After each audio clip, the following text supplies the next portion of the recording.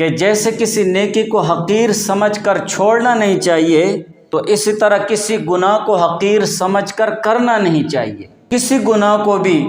حقیر سمجھ کر کہ یہ تو چھوٹا گناہ ہے، صغیرہ گناہ ہے یا مکروہ ہے، چلو اگر اس کو کر گزروں اور اس کو کر لوں تو کوئی مسئلہ نہیں ہے، کیا ہو گیا ہے؟ اور نفس و شیطان کے دھوکے میں نہیں پڑنا چاہیے۔ نفس و شیطان کی تو کوشش یہی ہوتی ہے کہ مومن مسلمان کو دھوکے میں ڈالے، اس کو خطرے میں ڈالے،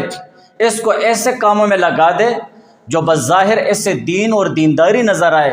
حالانکہ وہ اس کو ہلاکت کی طرف لے کر جا رہے ہوتے ہیں۔ اور شیطان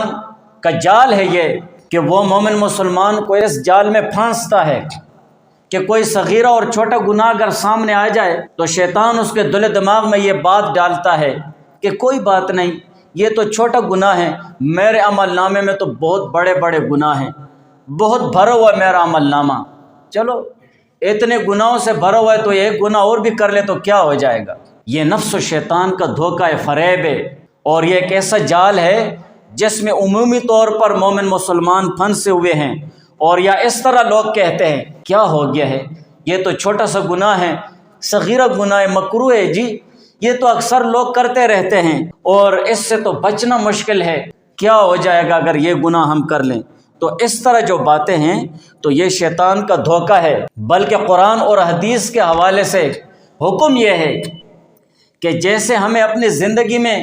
کسی نیکی کو حقیر سمجھ کر چھوڑنا نہیں چاہیے، اسی طرح کسی گناہ کو حقیر اور ہلکا سمجھ کر کرنا نہیں چاہیے، بلکہ اس گناہ سے بچنا چاہیے۔ ایسے نہ ہو نہ معلوم کہ وہ چھوٹا سا گناہ تمہیں لے ڈوبے، ایسے نہ ہو کہ وہ چھوٹا سا گناہ ہمارے ایمان کے لیے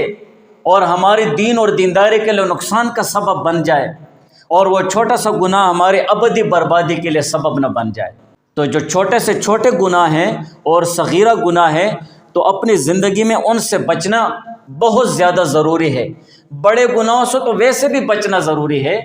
بڑے گناہ جو گناہ کبیرہ ہے اور حرام کے درجے میں، مکروہ تحریمی کے درجے میں ہیں، ان سے بچنا تو انتہائی ضروری ہے۔ بلکہ یہ بات ہو رہی ہے معمولی سے معمولی گناہ کی بھی، چھوٹے سے چھوٹے گناہ کی، کہ اس کو حقیر نہیں سمجھنا چاہیے۔